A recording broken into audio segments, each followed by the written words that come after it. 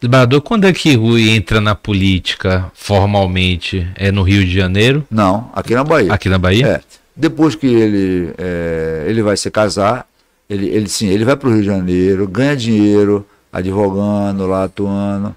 É convidado para escrever um prefácio de um livro, O Papa e o Concílio.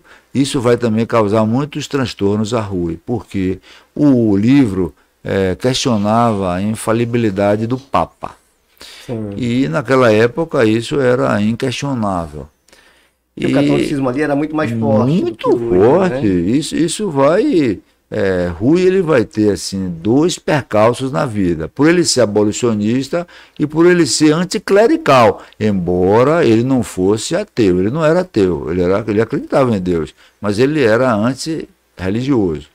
E aí o prefácio que ele escreve é maior do que o texto do livro, mais eloquente, mas ele... Mas ele gostava de escrever. Sim, né? Demais. Por isso que ele era tido como prolixo, né? O tio espalhava isso, que ele era muito prolixo, que ele não ia ganhar causa nenhuma, porque nenhum juiz tinha paciência de ler as petições. Arrazoadas. E aí, o que é que ele faz? Ele, com receio de não casar, porque naquela época não tinha casamento, aliás, só havia o casamento religioso, não havia o casamento civil. Então ele pediu ao editor do livro para só lançar o livro depois do casamento dele, porque ele teve receio de não encontrar nenhum padre que pudesse celebrar o casamento. Então ele volta para Salvador, casa, fica morando ali, casa inclusive na residência do sogro, não é num templo. Encontra um padre mais liberal que aceita casá-lo, porque a fama dele já não estava boa. E ele então ingressa na política, né? Também no Partido Liberal, o mesmo partido do pai. O pai dele era secretário da Santa Casa de Misericórdia. Arrumaram esse emprego para ele. Quando o pai vem a falecer, Rui passa a ocupar o cargo de secretário da Santa Casa de Misericórdia. Tanto que tem lá a máquina de datilografar, né, no memorial do Fórum Rui Barbosa, cedida pela Santa Casa, a escrivaninha, tem os livros, as atas. E aí ele se elege deputado estadual pela Bahia, em 1868. Foi o primeiro cargo dele. Primeiro mandato dele como político. Temos o discurso dele na Assembleia Legislativa, até cedemos, que a Assembleia não tinha o discurso, nós conseguimos, cedemos para a Assembleia. E logo depois ele é eleito deputado geral, que seria o deputado federal, porque naquela época era deputado provincial, daqui da Bahia, e deputado ao Estado, né? A Assembleia, a que seria hoje a Assembleia Estadual, e tinha também a Câmara dos Deputados na Corte, Parlamento, e o cargo era deputado geral. Então ele vai ser deputado geral no Rio de Janeiro. Temos que nos recordar que o Brasil vivia o sistema parlamentarista. Então era o imperador, que tinha um poder moderador, nós temos o presidente do Conselho de Ministros, que era uma espécie de primeiro-ministro, o Ministério e o Parlamento. Ele era monarquista, desembargador? Monarquista. A princípio, sim. A princípio, sim. Inclusive o Manuel Dantas, né, que era assim, um mentor dele, que deu apoio a ele, também monarquista. O Manuel Dantas, inclusive, vai ser presidente do Conselho de Ministros, vai ser primeiro-ministro do Brasil. Lá no Rio de Janeiro, ele se destaca, como sempre, né, pelos seus discursos, pela sua oratória. Ele falava diversas línguas, estudava muito, estudava até tarde. E então, com o parlamentarismo, sempre havia a queda do gabinete. Então, novas eleições eram convocadas. E aí ele tinha que voltar para a Bahia para tentar a reeleição. Mas, em razão da atuação dele, porque em 1884, ele e Rodolfo Dantas, que também era deputado-geral, eles apresentam um projeto de emancipação da escravatura.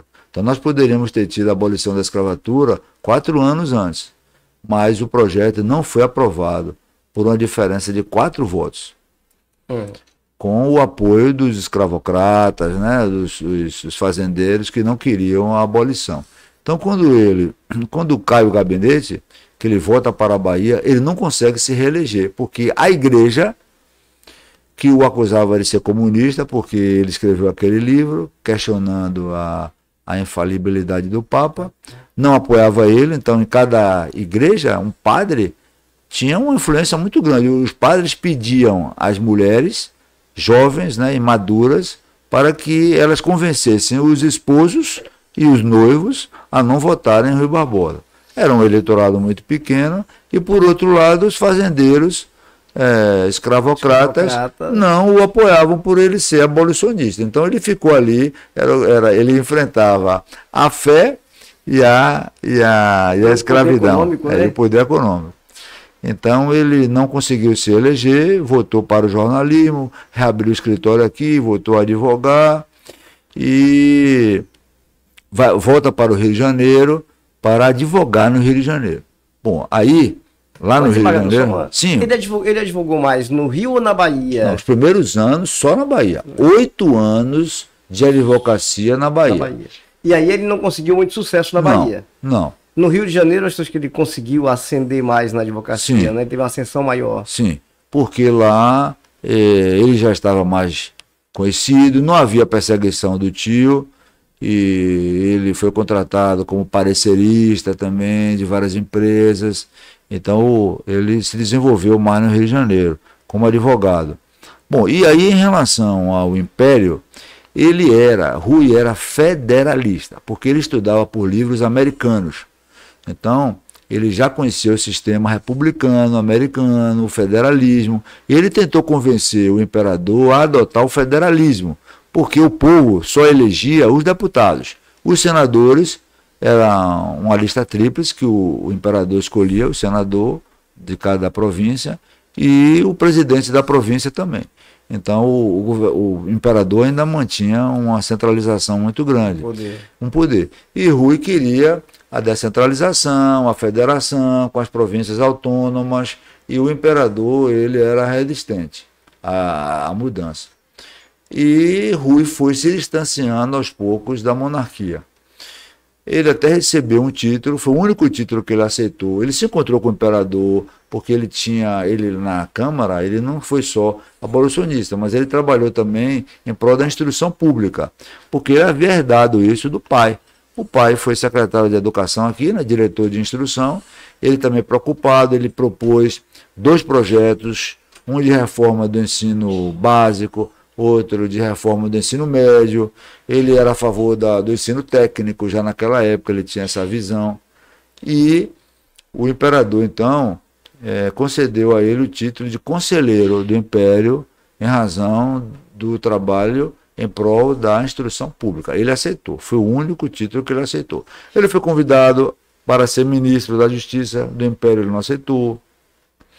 Outros ministérios também, ele declinou do convite. Quando Manuel Dantas foi presidente do Conselho de Ministros, primeiro-ministro, convidou para ele ser ministro da Justiça, ele não aceitou.